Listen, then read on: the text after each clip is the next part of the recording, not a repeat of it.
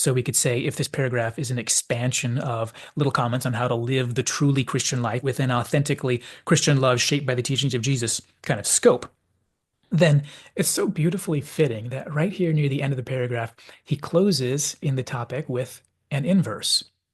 It's the not this one other kind of love. One immediate recognition that comes from noticing this pattern in the words is to realize that within the nature of the social order of humanity, one can love his neighbor, one can love his stranger, and one can love the stockpiling of security, i.e., money.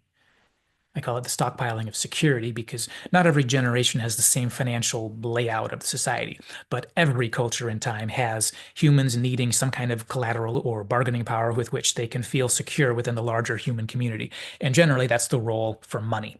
The more money you stockpile, the more security and provision and personal position you have accrued.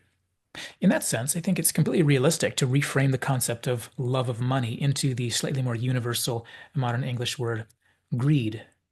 And we can especially do this since not greedy is actually listed, like I said, in the semantic range in BDAG, the Standard Greek Lexicon.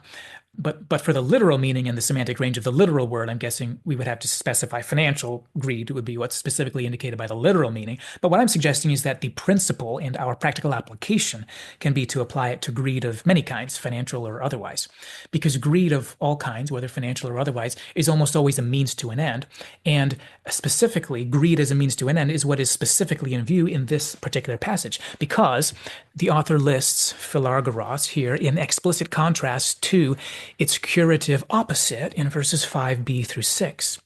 The curative opposite being the nearness of God and the shelter of God, because it says, let your life be philargeros and be content with what you have, because, here's verses 5b through 6, because he has said in the Old Testament scriptures, I will never leave you nor forsake you.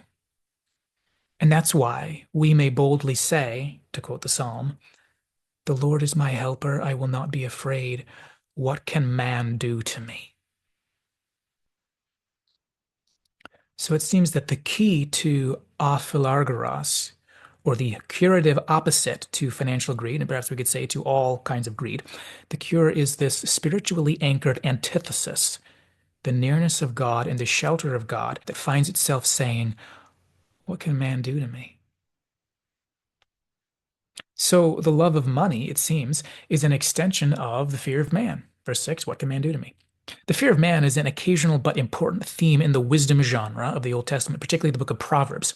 And I think we know from Proverbs, and I think the author of Hebrews knows from Proverbs as well, that the antithesis to the fear of man is the fear of God. And the fear of God is basically the code word for the whole of the reverent life. It is eusebeia. It is godliness. It is reverent living. It is morality and love for God. It is trembling in awe under the open sky because the face of God shines through to you. It is all of the Christian life. So if we've seen this paragraph as an exploration of love, that's kind of sectioned off with the two loves at the beginning, Philadelphia and Philoxenos, and the anti-love at the end, Philargros, then it only makes sense to read the rest of the paragraph in light of that context. That in the middle between these three parallel loves is a body of thought that contains more kinds or parts or extensions of love.